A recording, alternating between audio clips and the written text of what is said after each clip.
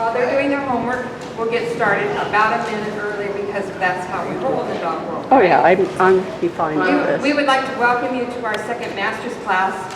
We want to thank Puget Sound English Springer Spaniel Association, Laura Reeves of Pure Dog Talk, who is recording us, and the following people who have pulled this together: Cherie Spring, Carol Jansen, Jordan Smith, Kim Harris, and Tricia Dunn. Could you guys stand up and take a big bow? And let us not forget,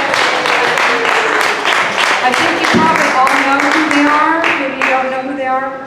But if you don't, it's a good time to introduce yourself after the class, okay? Today we brought together several hundred years and breadth of knowledge. I mean hundred. From reading to exhibiting and all that comes in between, they have come together to have an open discussion of our breed parts. And today we'll be hearing from, and could you please stand up when I say your name? Carol Callahan, who they gave me some information about them. Carol, Donahan English Springer Spaniels, established 1964. 30 champions, many performance titles, and 2 best in show, best in specialty, 2 million? 2 million, I think this is 2 million. No, 2 dogs with multiple. Multiple, okay. Tony Vasquez, where are you? Tony, 1978, 50 champions, Vasdon English Springer Spaniels, from Southern California, all the way up to our show for us. Thank you. Linda Rydell, Evelyn English Springer Spaniels, 1964, 179 champions, many wins on her as well. Many, on all these folks, many wins, right? We've all lost to them. Kathy Lorenzen, Ocoee English Springer Spaniels, 1972 with 66 champions and many wins. But you can't top our first 2 presenters who actually have quite the brain. Linda O'Connor, standing behind me drinking her coffee. You gotta come back. Gold Camp English Springer Spaniels. She has 30,000 champions. That is because Julie Kay, Silver Hill English Springer Spaniels. Where is Julie? In the back. She's going to miss this. 1974. Linda started in 1969. Julie Kay has 25,000 champions. I always have to have more. Linda had to have more.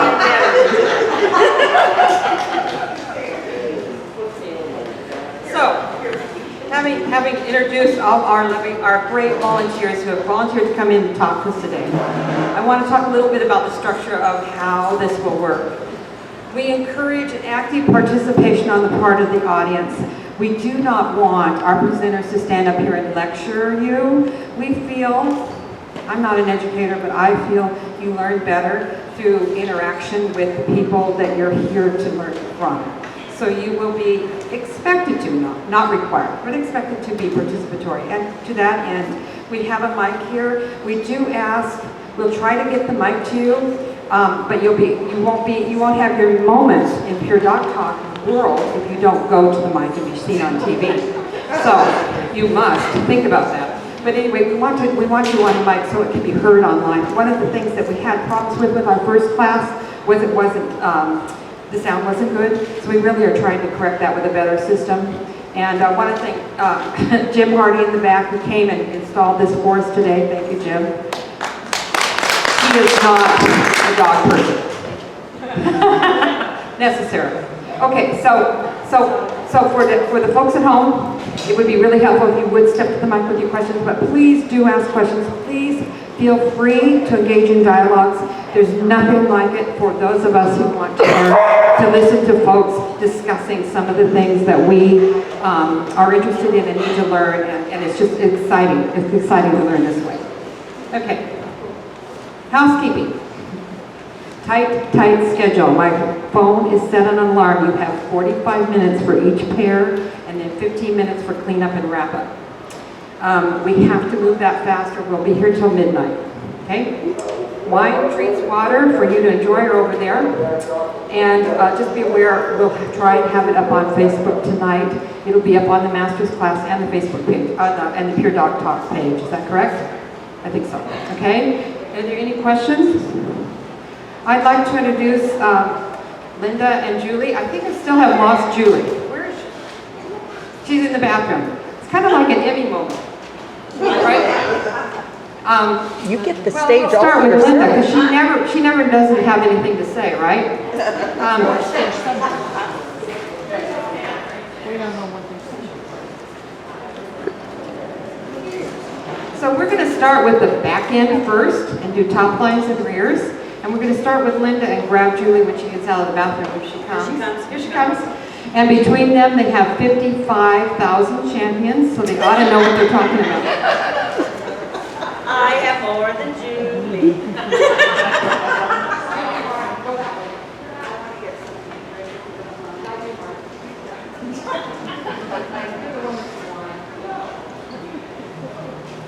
Julie and I decided what we're going to do is we're going to read the standard first.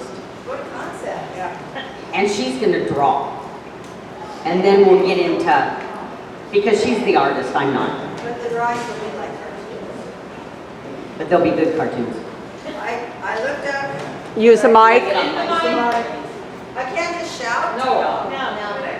You're being recorded, Julie. You missed the whole intro that I made. Then I went to all that work, right? I looked up the skeleton again so I could memorize the bones, and it was in Spanish. So we won't be doing that. Oh.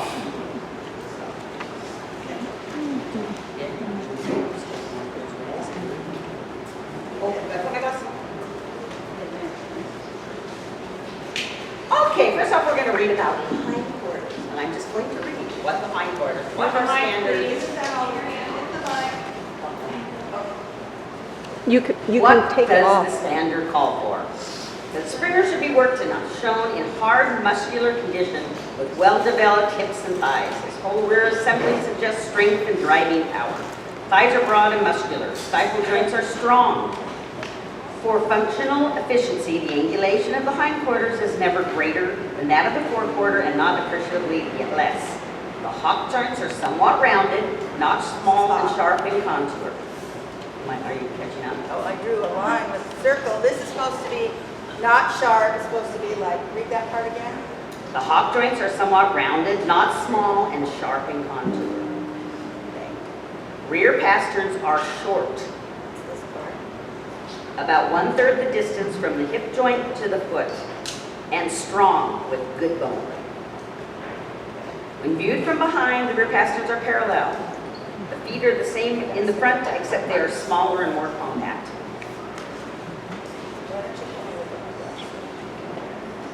Okay, these are the bones. This is, you want this about the same length as that? Is that what? No, we're saying take the mic in your Okay. hand. Carry Take the mic in your hand. That might No, I tell you what. your skeleton.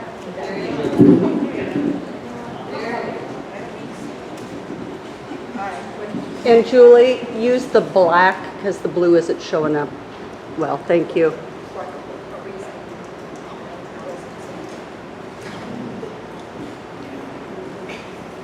Okay, the excellent rear quarters, they provide the driving power. Seen from the side, the Springer exhibits a long, ground-covering stride and carries a firm back, with no tendency to dip, roach, or roll from side to side. Okay, do you want me to use If I draw, I'll be standing in front of it.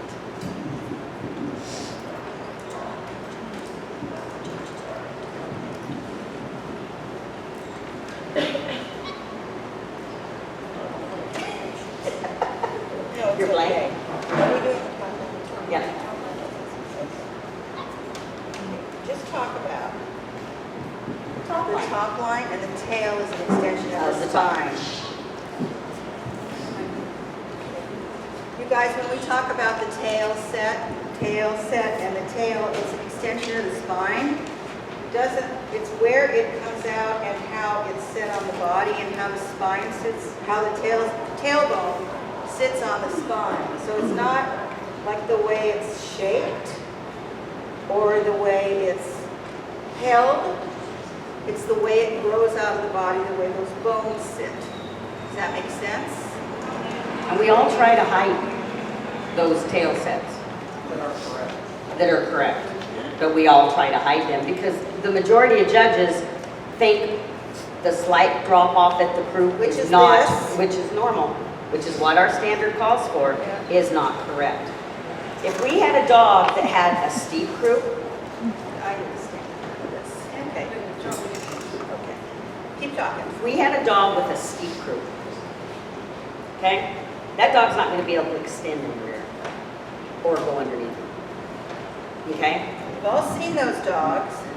And that's why. You've got dogs that they drop off correctly at the croup, but they carry their tails different.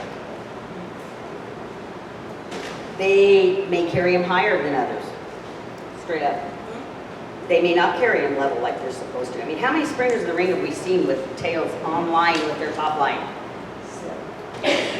None, huh? That's what they're supposed to carry them like, guys, on line with the top line. But it's permissible to have it like that. Slightly. But remember, it's an extension of the spine. It's not like a separate part of the body that is its own thing. But it does different things when they're happy or... I'm sorry? It does different things when they're happy or... That's carriage. That's carriage. That's That's carriage. carriage. You can't change how the bones are if they're happy. They're not gonna have a different set of a So when they croup. go around the ring, Their muscles affect their carriage. That's when they're really happy or when they're chasing something or Yeah. really excited. Any dog, I think, can do this with their tail. I have whippets. They can do it over their back in a circle, but that's not how they carry them naturally. So the way the dog holds its tail when it's relaxed or normal is the way its tail carriage, natural tail carriage is.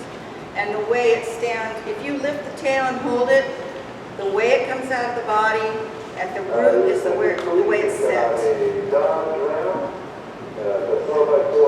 You can feel that. You know, if you put your finger, like your thumb, if you put your thumb, say this is the tail. And you put your thumb, does somebody have a dog here? Right here. Bring me a dog.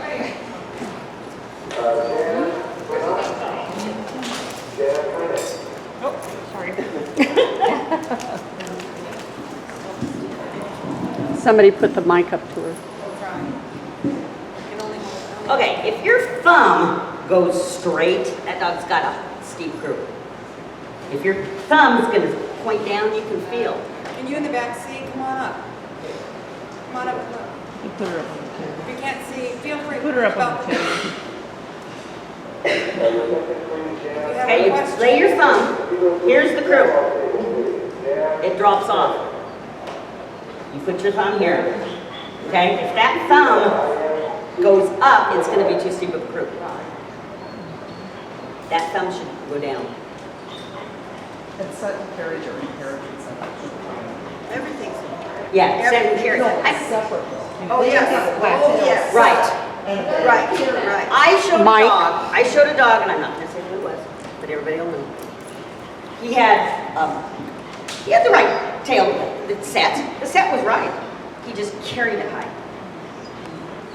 Okay, but I mean, yeah, they're not supposed to carry it that way.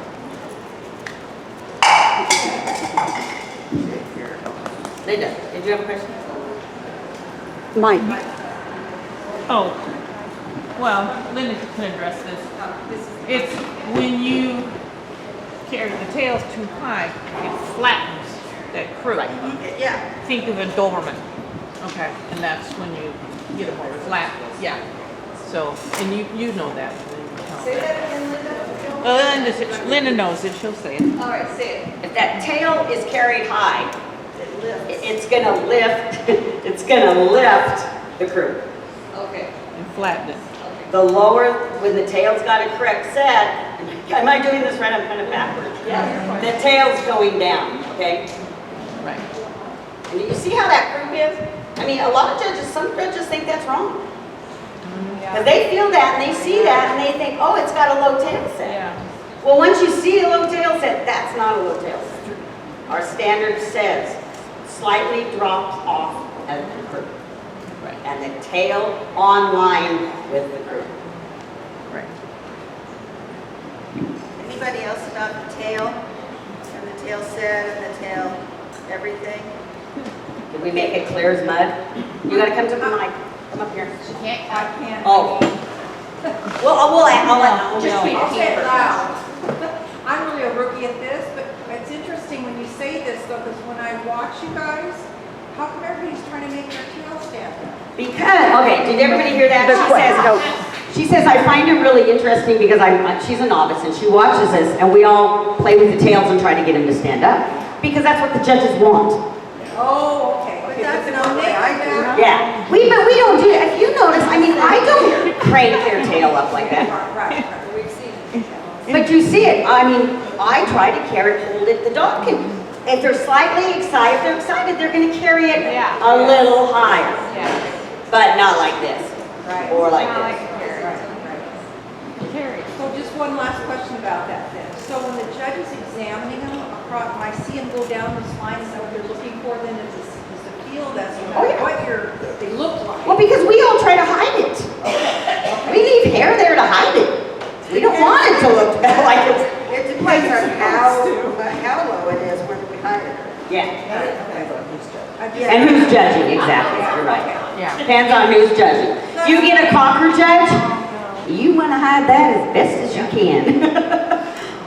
Plus, a lot of people who show dogs, you know, when we stand there and do this, that's to get them to relax their spine and to get them to relax. If you massage the bottom of their tails, a lot of times, a lot of dogs will relax. Oh, thank you. And that's why I do it. I don't know why you do it, but We've Because I like to play with the tail. I heard that. The other thing about tail is the amount of bone in the tail. I've seen a few dogs that have really heavy bone in their legs, and just a heavy bone dog, with stick tails. And that, it's not a fault in the standard, but I don't care for that. It doesn't go with the rest of the dog. And vice versa, big fat tails with the dog. So you kind of want the bone in the tail, just as an aside, to match the rest of the dog. It is an extension of the spine, and it says how much bone is in the spine, how much bone is in the joints. You know, you want the same kind of bone all over the dog. You don't want skinny feet. It's kind of part of balance. You want to talk about these bones? Yeah. Okay, I drew this The too thigh long bone, because I usually take 50 times to make it right. Our standard calls for a hock to be about the same length. It calls for thirds. A lot of us like a shorter hock, whether it's right or wrong. So I drew a little bit shorter hock. You basically want this bone, similar to the same length. A lot of springers have this bone that's real short, and then when the leg extends, the dog can't step any further than the length of this bone, and it can't kick back any further than the length of this bone. So these lengths affect how much distance those legs are going to cover. So that's why you want long bones, and you also want a lot of muscle in here, and that's what they're talking about. And this is the second thigh. A lot of springers have big, thick thighs in here and little skinny second thighs there. And that to me is a big fault in a sporting dog. You're supposed to have a moderately angulated rear, which I think this is pretty moderate. And this should be wide. When you put your hand on your dog's rear, you should be able to feel that there's muscle and strong, hard muscles in there. There's a lot that you see that are this wide. Yeah. Yeah, exactly. You can wrap your whole hand around it. I mean, remember, also, they've got to be shown in muscular condition. What are our dogs supposed to be doing? Not laying on the couch all day. Even though I know they do. Well, and I don't know about you, but I know that you do your dogs on treadmills. I've had dogs over the years, and I've found that no matter how much I exercise them, those muscles don't feel any different. They're born with their muscle. I had a bitch that literally never did anything but chew and lay around when she wasn't in the ring, and she had great, big, hard thighs. And then I've had some that I run the hell out of them and bike them, and it stays the same. Do you find that it stays the same? Yeah, some people, yeah. Well, it's just like, I think, same with people. You know, I can't work out to be a muscular person. Not with steroids, which we know you take. Before you give them to your dogs. But I have to make sure they're safe first. Right, that's what I mean, I make sure they're safe. That's right. Test them. A good handler makes sure things are safe. That's They right. try them first. The crystal meth, we know it's good. Okay, we're gonna get back on here. Yeah, Okay. The hock joints. Talking about the hocks. If you picture, a short hock is for endurance. Oops. If you have an animal, any animal with a long hock, think about a rabbit. Think about a cheetah. What do they have? Long hocks. Coyotes. Huh? Horses. Coyotes. Yep. Because those long hocks are made for speed. And No, they're made for distance distance. and turning. Quick turning. Okay, we want short hocks. The longer hocks you have, your dog's not gonna have the endurance. Yeah. I know. Yeah, oh no, they shouldn't be too short, like you said. They need to be, you know, a third. This is basically a third. And a lot of people, when they groom their dogs, take a dog with a pretty good rear. Its bone is like this, and then they groom it like this. A lot of people. So this would be called a sickle hock. And a lot of people do that. If your dog has a good rear, you don't need to do that. Why is groom a fault? Right. But they don't know, a lot of people don't know that that's a fault. So you just kind of want this part thick and deep, and this part thick and, all of it. You don't want any little skinny things. And you shouldn't need to put in angles that aren't there with hair. Not that, if you're showing one that needs it, I guess you can, but it's pretty easy to Yeah. see. Okay, top lines. Should we go to top lines? Sure.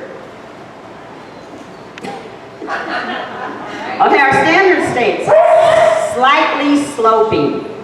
We're not English setters, we're not Irish setters. If your front and your rear are balanced, you're gonna have a slightly sloping top line. You're not gonna have a very noticeable dip. Okay, my opinion, if you think about a semi-truck, okay, it's got the cab and the trailer, and there's a brake there. They can't go around the corner if they were all one piece. Okay? A dog right behind the shoulders is going to have a little bit of a dip, Called a connect. right?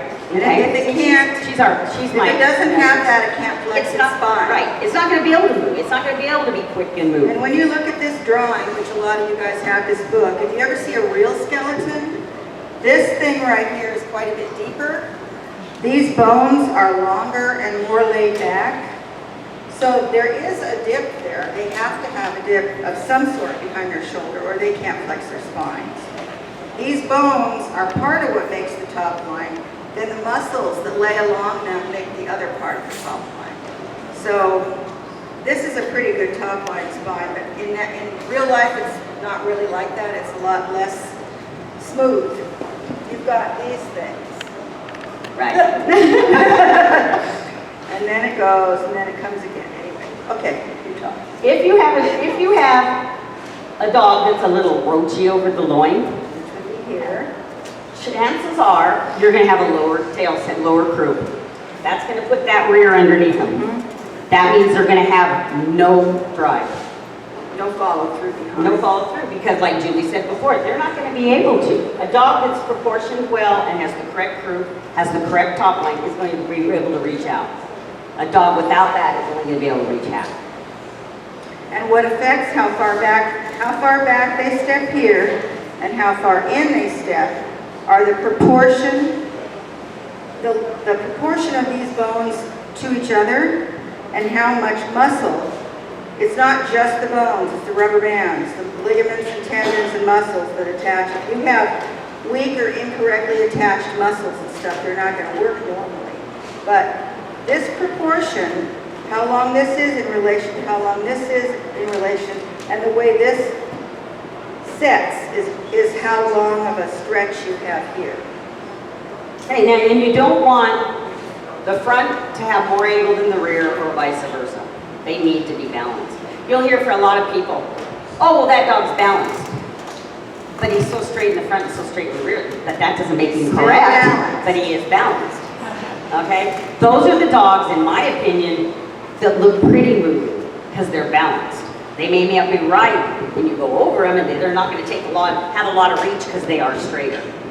But they're going to have the same amount. They're going to meet in the middle. They're going to have the same amount of kick and the same amount of reach because they are balanced. That doesn't make them right. Okay?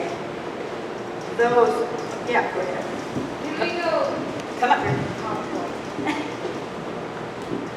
Can we go back to, sorry, we're gonna backtrack a little bit. The dip in the spine, is that, we feel that with moose? Are we supposed to feel it? Is it supposed to be full of muscle? What are we doing? Let me draw the way they really look. That is really a good question. I mean, you can feel it. Any dog, when you go over a dog, you're going to feel that little niche. You're not going to have a solid, hard, like this top line because it's there. Yes, we hide it. We try to hide it, but we're not trying because it says slightly sloping. It doesn't say with a dip or a niche. Okay, it says straight. What it is where these, I think these are the thoracic vertebrae. They aim that way, and these vertebrae that I can't remember the name of aim that way. So when Front they vertebrae. there's a dip right there. Where they meet. Yeah, and every dog in the world has that. They have different levels of it. Like I have whippets, and theirs is less pronounced, interestingly enough. But yeah, go ahead and use your moves. You don't want to turn one in just because we're telling you that they're going to have a dip there. I mean, because a judge, he's got 2 minutes to judge that dog. He's going to feel it. A judge is going to, it's there. That's the anatomy of a dog. It's there. Okay, the reason we put the moose in it is because you've got some that have a lot more than others. Like sway back to Bessie.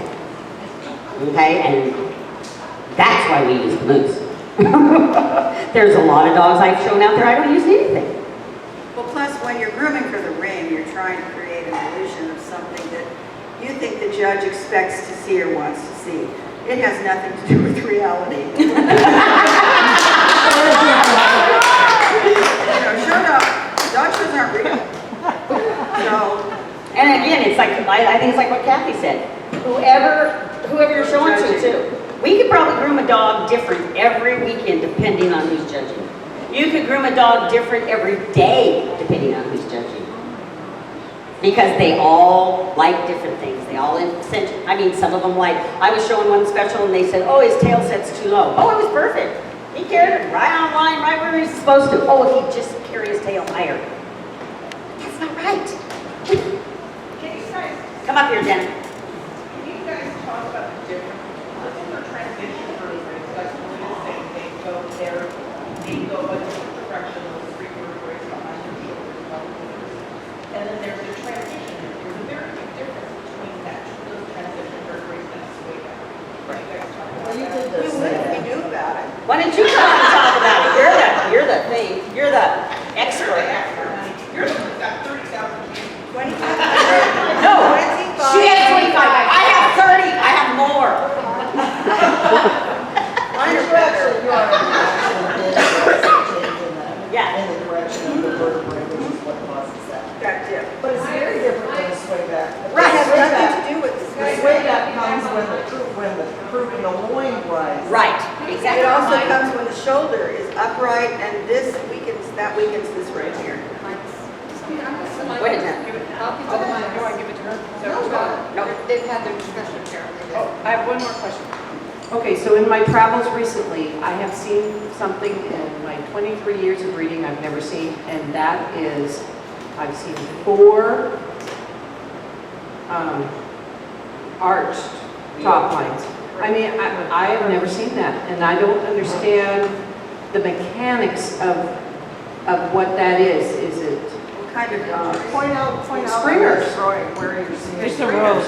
A roached A bath. roach top line, a roach top line is what I meant. So it went like that. I mean, It it's did seriously. roach here, it roached here. It roached from about here to here. Were they related? I don't know, I didn't look. And like I said, in 23 years, I've never seen it, and I saw 4 of them recently. Linda?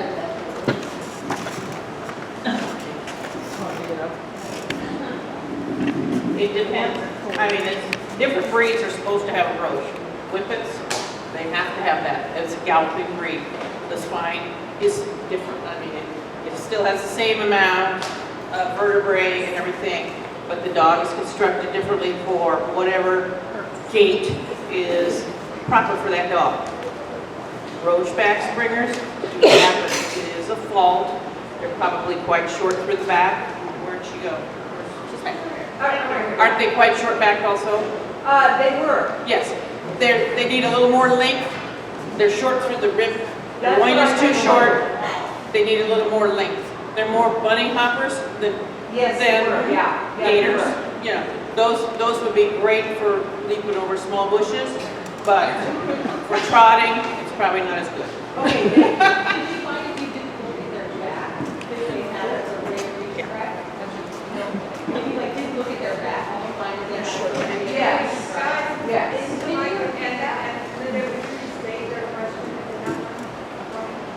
What'd you say, Trish? No, I just said, did you find if you just didn't look at their back, that they had appropriate reach and drive? Okay, she's asking that if you didn't look at their back, if they had appropriate reach and drive in those dogs. They shouldn't, if they're, they Too short. and Janet says, no, they did not. The ones she had the roach, they can't. They're too short. Yeah, there's no way that they can. You couldn't, they had it magically groomed, so if you didn't feel it, you wouldn't have known it was there. Okay, she's saying if you didn't feel it, you wouldn't have known it was there because they groomed it very well. But don't you But on the think move. when they let drive and reach is probably okay?